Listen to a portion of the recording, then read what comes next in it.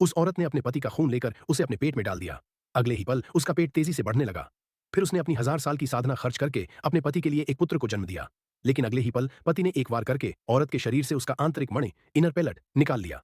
फिर उसने एक स्वर्ण कलश से औरत को दबा दिया, क्योंकि उसके मन में था कि अगर वह औरत का आंतरिक मणि पाले तो वह लंबी आयु प्राप्त कर सकता है। औरत उस आंतरिक मणि को इसलिए संभाल कर रखती थी क्योंकि उसमें असीम शक्ति थी। ऐसा नहीं था, बल्कि इसलिए कि उस मणि में औरत के प्रेम की शेष बची यादें थीं। लेकिन वह नीच पुरुष उस मणि को तोड़ देता है और औरत की आखिरी भावनाओं को नष्ट कर देता है। यही औरत को पूरी तरह नियंत्रण से बाहर कर देता है।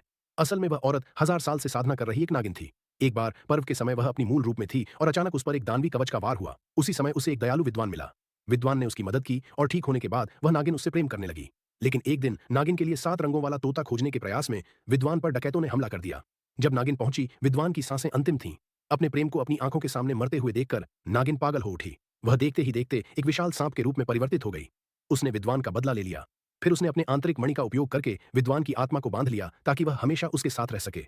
100 साल बाद गुरु ने देखा कि वह हमेशा दुखी रहती है और विद्वान की मृत्यु से उबर नहीं पा रही है। इसलिए उसने उसके लिए एक ऐसा व्यक्ति ढूंढा जो विद्वान जैसा दिखता था। धरती और स्वर्ग के चक्र को पूरा करने के लिए गुरु ने कहा कि वह उस व्यक्ति की 3 इच्छाएं पूरी करे। उस व्यक्ति की पहली इच्छा थी कि वह औरत के दिल, भावनाएं, प्रेम को सहारे के रूप में इस्तेमाल कर सके। लेकिन उसने कभी सोचा भी नहीं था कि इच्छा पूरी होने के बाद वही पुरुष विद्वान के लिए दूसरी स्त्री की बात सुझाएगा।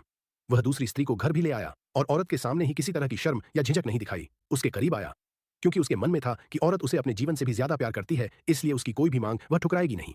परंतु औरत की नजर में वह व्यक्ति केवल एक विकल्प, सब्स्टिट्यूट था। औरत को तड़पाने के लिए उस व्यक्ति ने औरत से कहा कि वह अपने सिर पर लगी कीमती जेड निकालकर दूसरी स्त्री को दे दे।